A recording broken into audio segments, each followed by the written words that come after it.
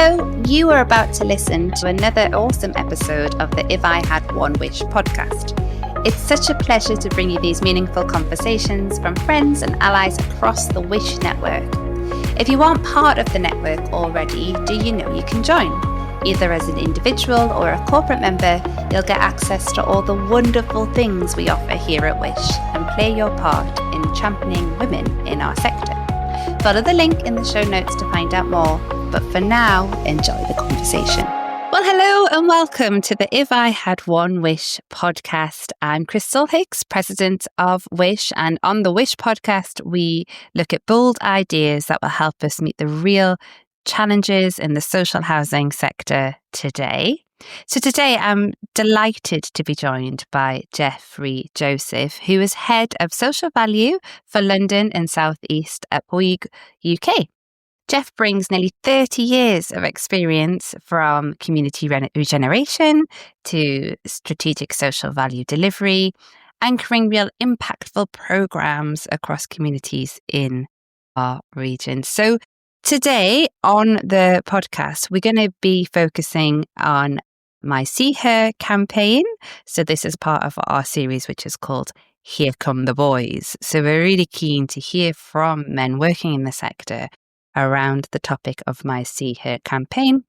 If you don't know already, you may already have listened to some of these podcast recordings, but the campaign is all about how we can put a gender lens on our data and the information that we use to really reshape social housing for women as tenants and as colleagues. So today we'll talk about data, equity, maybe community-led innovation, really rooted in Jeff's direct experience delivering social value on the ground. So, Jeff, it is a pleasure to have you here today. Yeah, thank you for having me. Yeah. Super. So, Jeff, we're going to dive in with our first question because people always like to get to know a little bit about you and about your point of view. So you've got deep roots, haven't you, as a sort of resident liaison officer, so delivering the front line, really, of social housing. And now you're leading on social value. So how do you frame sort of that role of gender equity within social value in housing? All right. Thanks for having me. I've been in this industry just short of 32, 33 years and started my life as a resident liaison officer, 32 years ago. So resident liaison was a foundation to understanding more about built environment, exposing to an awful lot on building sites and construction activities. Then over the years, moved on to something like community investment, community development, what's trending now, social value. But whether it be social value or it be CSR or ESG, if I'm honest, it's all the same. Yeah, if we think about it, it's about giving back to communities we serve. So resident liaison was a great base to understand more about community development in the built environment world. Now 2025, I'm now head of social value, and that's now key for all businesses. And I think all tier ones, tier twos, and even smaller businesses have someone like me looking at social value and beyond. In terms of the conversation we're having today, then it's interesting. I think I'm a minority. What I mean by that, I run a team of 12 people across the UK, and of those 12, I'm the only male in my particular team. So I was thinking about this earlier. Is it nature? Is it nurture? What makes a good resident liaison officer? What makes a good social value person? Is it about empathy? Is it about listening? Is it about basically having connection with people which makes you better at your role? And if people come into that role, are they doing this intentionally because it is a people-orientated role, as opposed to maybe being QS or a production manager? So one thing about my teams over the years and my teams now, my team predominantly now are females. My team previously have been predominantly women. And yes, I have employed many males over the years as well. But if I'm honest, the best RLOs and the best social value advisors tend to be women. Now, I don't know why that is, but when I've just looked at past and present, the ones coming into a space to see it as a career choice is women currently. And I was on a round table discussing this with the Institute of Social Value only last Friday. And again, probably 16 of us in the call, out of 16, I would say 4 males, 12 females. So it does seem like it's a movement where women are very dominant in this role. Head of social values for other companies like Waits, like Hill Partnership, like Higgins. There's a woman at the top. And yeah, I think this is a role where you can excel if you've got empathy, if you understand the market, and if you basically want to grow in this space and use this as a stepping stone to get in an industry. You come in as a social value resident liaison, then stay in that role as it is, or use it as a catalyst, then move on to something else. Me being me, I've stayed under the people side. Yeah. So I think anyone my age would know the term people, planet, profit. Before it's called social value, it was called the three Ps. Yes. I'm very much into the people side of the business. And the people who have come on that route with me, they're also respecting the three Ps as in the people rather than planet or profit. Yeah. Really interesting. I think social value as a term has definitely come to me many things actually, to organisations, and I think within the social housing sector it really feels that we've woken up maybe to understanding the social value creation we can actually achieve in our communities through the fact that we are just so place-based and taking a leading role in that. But I think the concept of social value can often be one that, especially if you're not an expert in it, can seem a bit daunting. And you've described it sort of, we need a bit of a shift from social value as sort of smoke and mirrors to now being able to like embed and measure it. And that's what my campaign actually is about. See Her is about how do we capture data, insight, understanding, to create more sort of gender equity for women living and working in the sector. So it is about that removing the smokes and mirrors bit. So yeah, I'm just keen to understand, like, if you could unpack that a little bit around the relevance of that to gender equity. That makes sense. So yeah, that term smoke and mirrors I've used a few times in the past. And I think going back probably 5 to 8 years ago, it was a smoke and mirrors. People didn't actually understand social value, what you said. As a result of that, it was a softer side of the company or the business. It was basically how you done social value, and everyone had different definition. As you move forward and definitions become more concrete, then it's now easy to understand. And it's no longer about smoke and mirrors. It's now factual in terms of measuring social value with a measurement tool.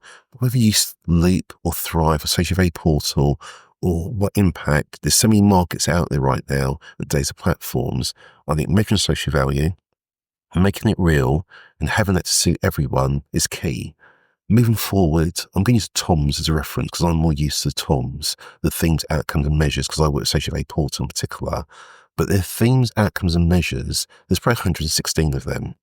In the 116, are they gender neutral? I would say majority are. So getting an apprentice into work, getting work experience, employing a veteran, employing someone from Armed Forces Covenant, and doing a good community project, donating money from community chest into local community and upraising the community garden, for example, supporting a food bank. So look at the big hitting TOMs, the things, outcomes and measures. Majority of them are gender neutral. There are probably a few which are skewed towards males, maybe because maybe more males are going for apprenticeships.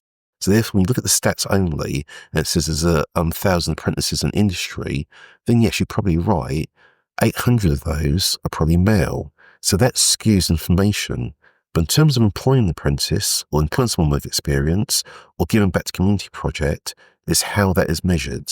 So when you talk about through community lens or through gender lens, I think the TOMs themselves are neutral, but unfortunately data management is probably slightly skewed only because there's more males doing apprenticeships. Just for example, there's maybe more graduates in my world, built environment. You take this out of the built environment sector, you look at maybe Google, you might look at Waitrose, you might look at Marks and Spencer's. I'm sure it's very, very different. So I heard a talk 2 weeks ago at a conference with Blackboard and Nationwide on the Build Society. they done a whole piece about social value up north in somewhere like Newcastle, and they were talking about what they do in NatWest and nationwide, and that was definitely more female orientated because what they're doing in their communities. So yes, the lens is skewed right now towards males, but that's because there's maybe more males in construction. Therefore, figures look untoward. But if just was to analyse Tom's Leap Thrive, everything on there can be applied to both sexes very easily. Yeah, it's interesting, isn't it? Because I think a good colleague, friend of mine who works she's quite senior in sort of data and tech, and she has this phrase, which I think she nicked off someone else actually, which is like achieving the target and missing the point. And I think sometimes around social value, I've been seeped in the toms before in various roles, tendering for contracts and what have you. And because we do have such a prescriptive list now of social value measures, you can run the risk of saying, oh, well, we've ticked that box. We've recruited those apprentices, so we've put £50,000 into a local community fund or what have you.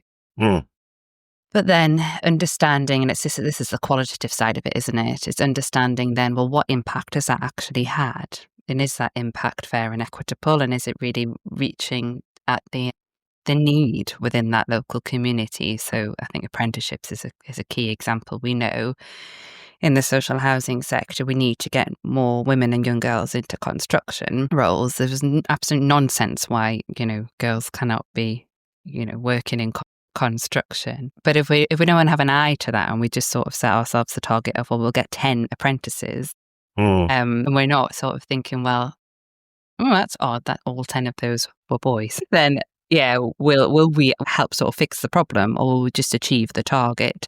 So I think the TOMS framework is brilliant that we've got it, because we've got something that's actually tangible and measurable. Yeah. But I do wonder whether we run the risk of achieving the target and missing the point. Yeah, interesting. That's a nice phrase. I might nick that. That's a lovely terminology. You talked about tendering, but when you do a tender, though, and you've got to fill in a matrix, the matrix is completely gender neutral.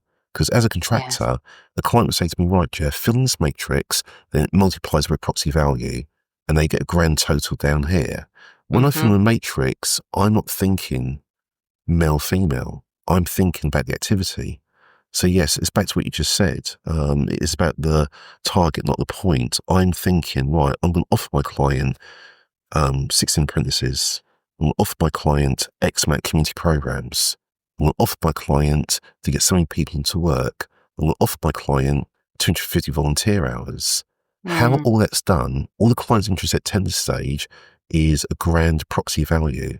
It's down to us as individuals to then dissect that, start the development, or start jobbing, you win it a year later, and then put the right people into work. So yes, that has probably opened my eyes. The way you phrase that question is probably now filling in your matrix to win the job initially. Once you secure that job, it's then thinking about what you just said, a more gendered lens, and thinking about, out of those TOMs, which ones can you use more actively? Yeah. And speaking to the people who know in those communities, I think that's the real gift of social housing providers. They are often so embedded in their communities and they know where the need is. So designing the delivery of that social value around, where the community need is, which you cannot understand through data alone. You have to actually get out there, don't you, and speak to people, to really understand what would be the best way to get alongside those communities. But Crystal, this is now key, because every single interview I go to now, there's members of the steering group on the committee, and they have an evaluation form, and they will score the tenderer on that interview and on the PQQ. So I've sat face to face opposite hundreds of chairs of estates, and they will say to you, this is what I want for my community. You're right, it's community-led regeneration. So we can use the Tustin estate in Southwark, for example. That's a great example of community-led regeneration, where the chair and vice chair of Tustin estate are very, very vocal. They have no qualms about telling the contractor what they want for the community. And every aspect of social value goes through the steering group. If we put an activity, They might vote on what interventions they want. Those interventions are then delivered. So yeah, I think community-led regeneration was a buzzword probably 5-10 years ago. It's now becoming more real because they are actually saying, here's the evaluation form. We know our community very well. It needs to be bespoke for our community. Yeah. Thanks for that, Jeff. I think it'd be really good to sort of hone in on that theme a little bit more around sort of how social value programs can really create opportunities for, creating gender equity and having really positive influence in our communities. So, it'd be good to know what you think the opportunities are that we can lean into, especially if you've got any examples of it being done well. Right. So we did mention earlier that community regen is tenant-led, yeah? And you need a very good community leader at the front who says what they want for the community. Then that's fundamental part one. The second aspect is having a social value advisor who understands the message being delivered by community leaders, digests it, thinks about it, and then delivers that out in their day-to-day work. So I have got hundreds of examples I'm thinking of which make good social value and what it looks like. I'm going to choose two members of my team called Beatrice and Susie who work together. They work together on a job at Warrington Green in Kensington, Chelsea. We're doing a job for Peabody Housing, a state region job. Been on site for 3 years, and this team think outside the box. So we've got a menu of probably 45 things we deliver in terms of social value, and it's listed bronze, silver, and gold. Susie and Beatrice think completely outside the box. They have taken my menu and developed it even further. So they've come to me one day and said, Jeff, with the cost of living crisis, we want to take kids to Cadbury's World because we see on this inner city estate, these children are suffering in terms of poverty. They are living on the building site. We want to take them away and give them a fun day to Cadbury's World, which is the World Adventure, and basically give them a day out. I thought about it. There's a budget in the kitty to do it. We've used that budget to do that. They then came to me and said, Jeff, we want to do a baby shower on the estate. And that's a term I didn't concept to understand what that meant in terms of my world construction. They went, Jeff, what we want to do is get all the pregnant mothers on the estate and those who are expecting, and those who've got youngsters under 1, and have a baby shower and bring hampers to this meeting, get nutritionists in the meeting, get someone to talk about healthy lifestyles in the meeting, get someone to talk about well-being in the meeting, and let's give back to community and spend money on a hamper which goes to the community, and in that is essentials, whether it be food, whether it be reusable nappies, whether it be clothing, whether it be any items we can give each mum who's expecting a hamper, but those who've got kids already can also come, and the nutritionist is going to be there, talk about nutrition and family. It blew my mind. I thought, I've been doing this 33 years, like I said, yeah. I think I'm top of the game in what I do personally. Having Susie and Beatrice come to me to think outside the box and say, can put baby shower on the Warrington Green estate, I think is unbelievable. Yeah. Now, that's not something a male, that's something a male would ever thought of. That's not something a guy would have thought of, but they walked around their estate. They must have seen pregnant mums and people with toddlers. They must have seen the need for it. They knew we had a kitty, a community chest to be spent on Warrington Green Peabody estate. And they said to me, right, Jeff, look, let's spend X amount of thousands of pounds on this baby shower. Let's hire a community hall. Let's get food and drink in that community hall and give back to community. Now, our definition of social value is giving back to communities we serve, no matter the location, the size of the contract, or the tenure of the project. They've taken that on its head and thought, right, Jeff, we are going to give back to the community in this way, rather than do the apprentices, rather than do the work experience, rather than do community chess. They've done it with a baby shower. And that's a great example. By employing the right people and by having someone who thinks slightly differently, they can reach out to the community and put on some superb events. And those two, one's a resident liaison, one's social value. They are dynamic. One's then moved on to another job called Tustin Estate, and she's doing the same again there. She's just executed the community fun day, and again, it was better than what I would have done when I was in that role previously. So yeah, Yeah. I'm proud of my team. Interesting. Yeah, I'm proud of Yeah. the way they think and how they reach out to communities. Yeah.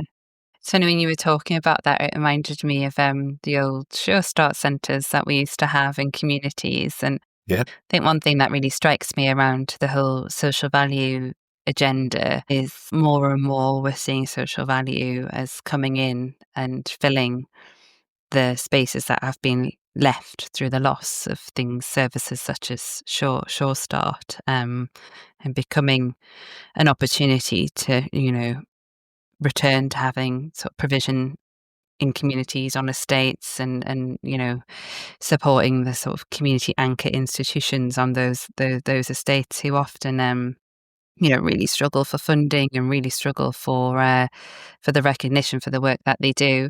I think when you spoke as well, one thing that really struck me is something you've said before, which is around like social value not having to be a grand gesture, but sometimes those small gestures are the things that have a really profound impact on yeah, somebody's. yeah.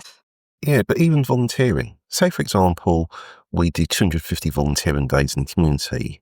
Giving that back to the community. So say I'm packing boxes for a book company, and that company can save money by my staff packing the boxes and shipping the boxes to wherever. It takes our company 3 days to do it, but 3 days worth of labour of packing these books into boxes, labelling them up and making them into a parcel. We have saved the company thousands of pounds. When I go to a distribution company that don't do our volunteering, that's a very small gesture because each member of staff gets 2 days volunteering a year. Mm, So again, that same job, Warrington Green, the same team, Beatrice and Susie, that's their brainwave. I said, right, we're going to volunteering days to go to a local book company, box up all the books, get volunteers from head office to do it. That is a minute, very small gesture that can save another company thousands of pounds by doing it. So yeah, it's just thinking differently these days to make it happen. And I think social yeah, value is a great space where you can do that. And I saw that greatly during COVID, that we basically came in and took the role of what a local authority should be doing, and then we funded it ourselves because we had the funds and activity to do it. Post-COVID, we were doing something called COVID playgrounds. We were making COVID shelters in the primary school. Because we're construction, we can make perspex boxes and perspex screens. We can actually set up small cubicles when the whole world went through putting things in cubicles, yeah, and 2 distant metering. And then you went to Lidl, didn't you? You went to shops and you couldn't basically stand yes, near yeah, someone. We were there to build those screens. And again, building that, doing that is a very small example of how we contractors helped out the local authority by doing a small gesture that went a very, very long way. yeah. It's been really interesting, Jeff, to sort of just listen to the examples that you give around, the social value that really seems to have that impact in communities. You talk about things like playgrounds, baby boxes, food banks, supporting schools. These are all these are areas that really impact women quite fundamentally. Women tend to be sort of the ones who are thinking about the children. Sometimes single mums we find are quite dominant in our tenant base and social housing. But it's when we started the conversation, we talked about, well, is social value gender neutral? Should it seek to be? And I think where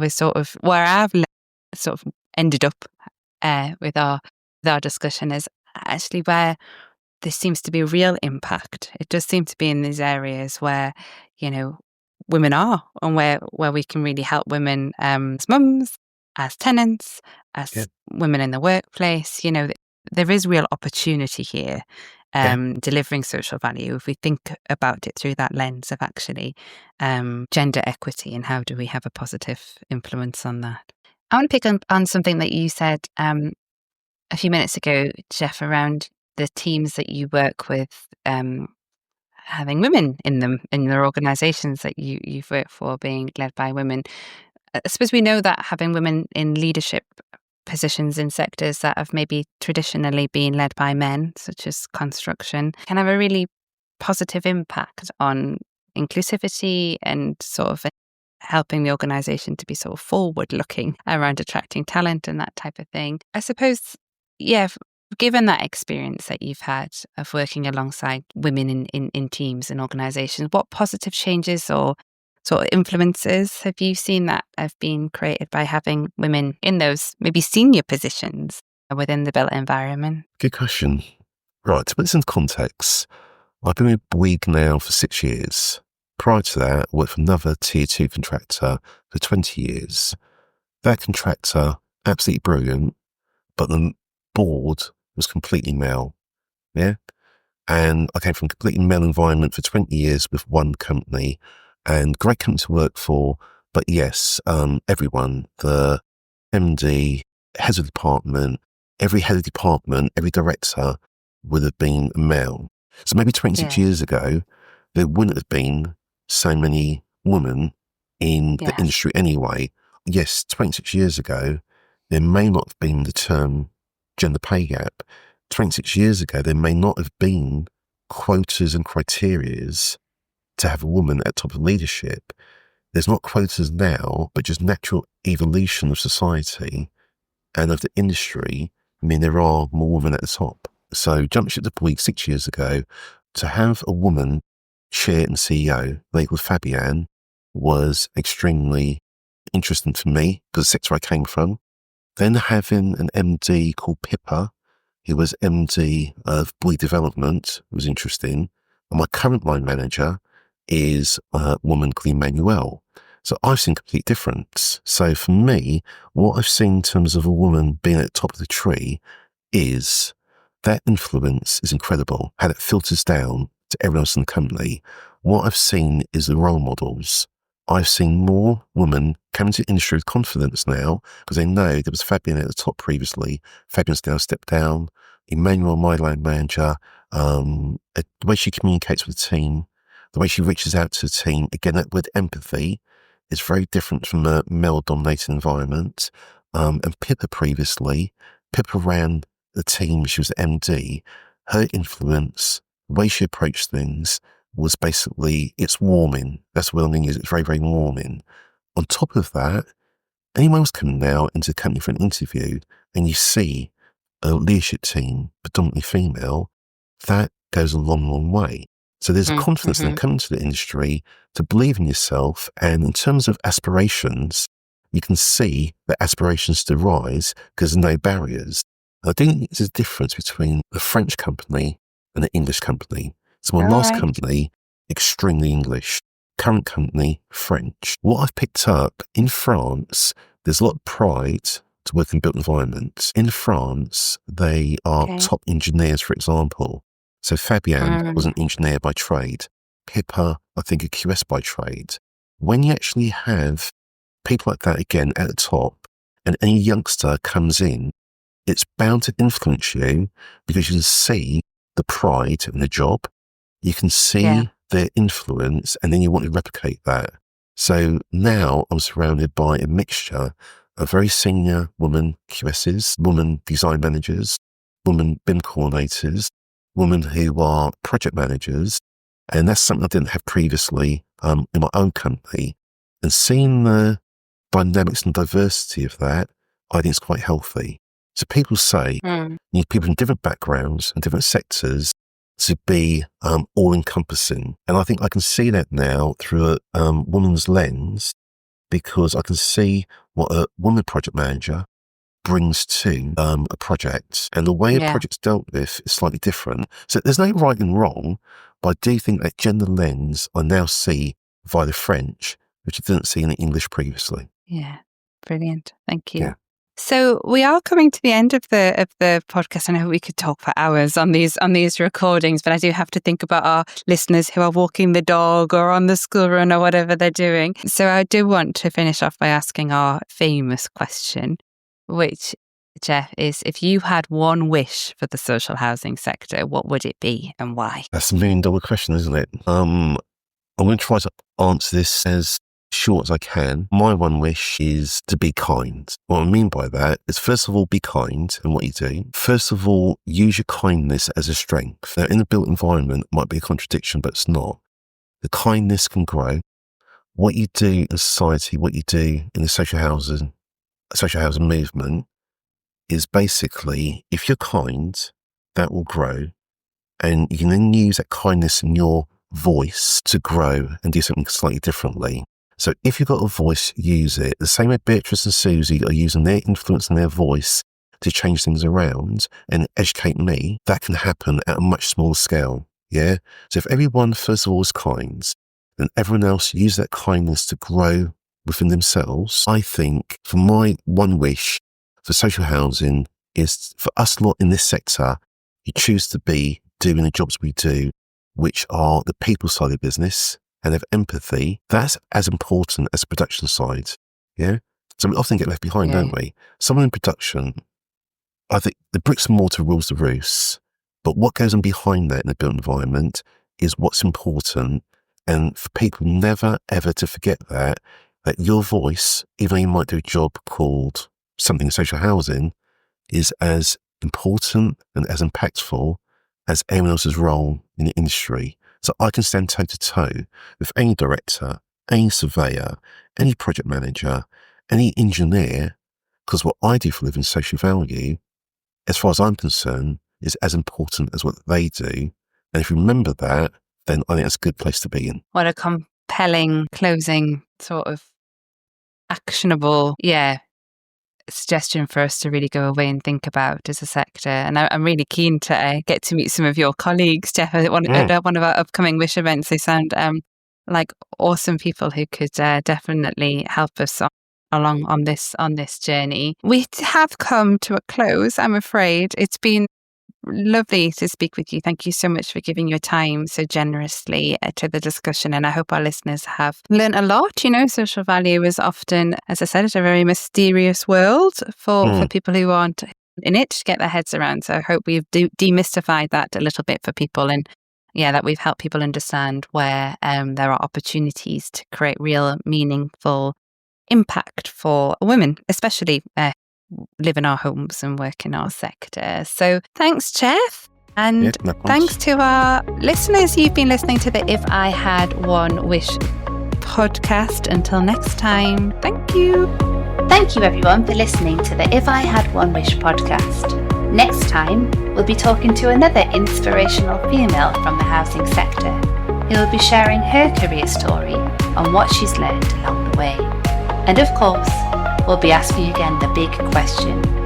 If she had one wish, what would it be and why? See you next time.